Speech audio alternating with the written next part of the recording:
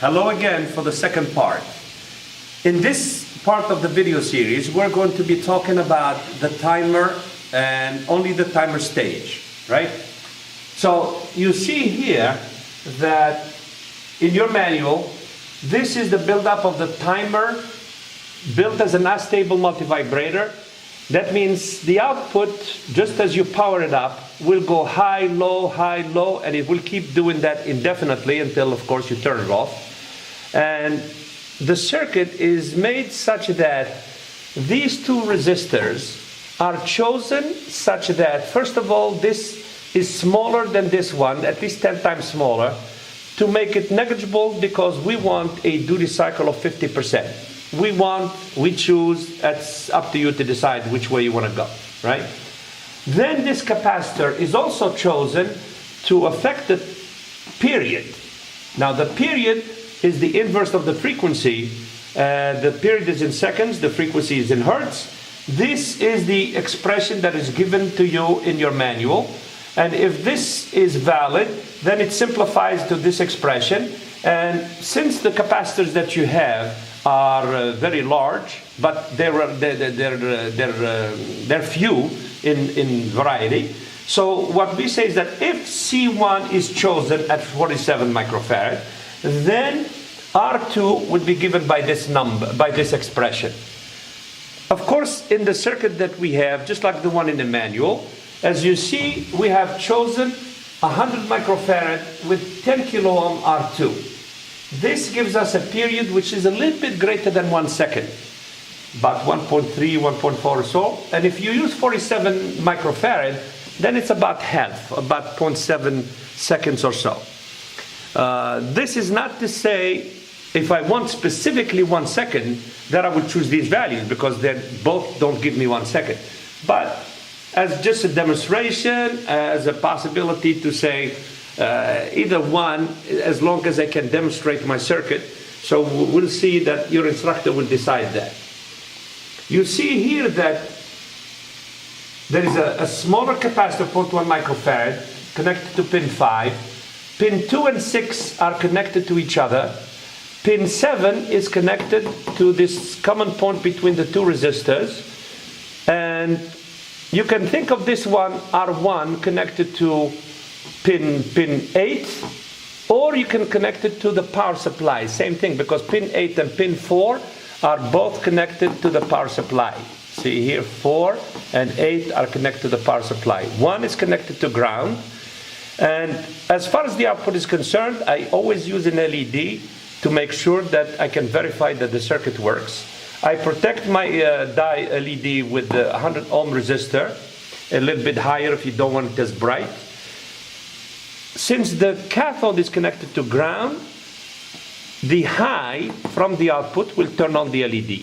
And of course, if it's low, it's not enough voltage drop and the LED will not turn on, will there be no current in it. So the point here is just to choose. But what I want to show you also, this configuration here. This is exactly what I use right now. This is a protective resistor. I connected the anode to the output of a device, and I know that a high here with a low connected towards the cathode will turn on the LED. So if I want my LED to turn on when this is high, this is what I will use as a configuration. However, you will see later on when you use the binary decoder, I want the LED to turn on when the output is low.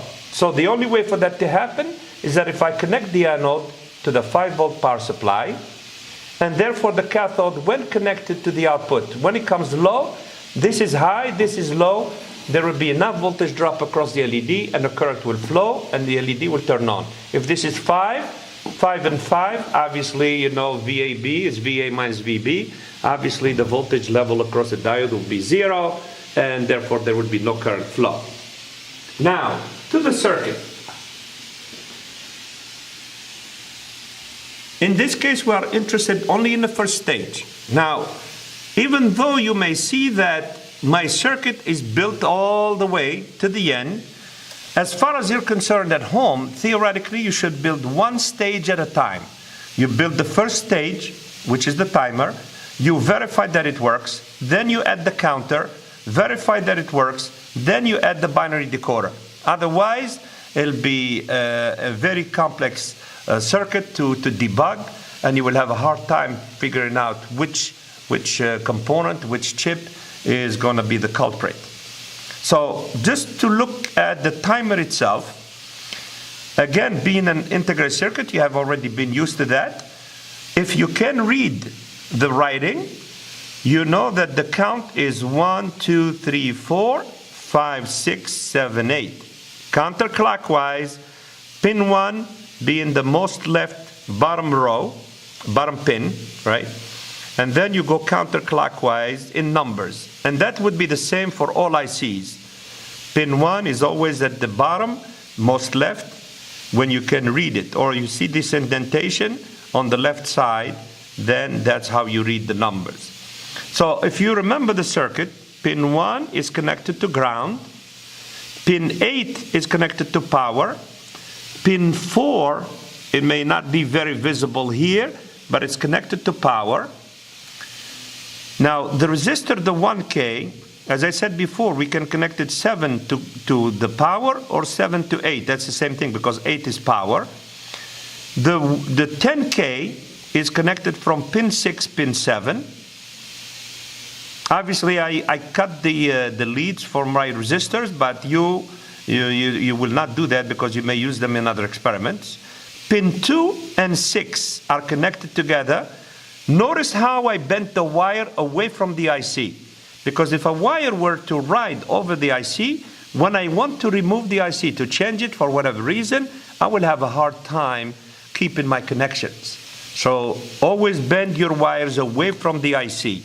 And obviously, the capacitor, the 47, 100 microfarad, it depends. In this case, I think I chose 100 microfarad, is from pin 2 to ground, with a positive of the capacitor toward the circuit. Not that it matters in this case, the voltages are very low, but you will see that these are polarized capacitors. They're electrolytic capacitors, and so the polarity of the signals that will be applied to these capacitors, if they do not respect the higher potential at the positive and the lower potential at the negative, then you may end up with maybe malfunctions or even worse, where these can burst or explode. But that would be at higher power, not at your level, obviously, not at the level of the courses.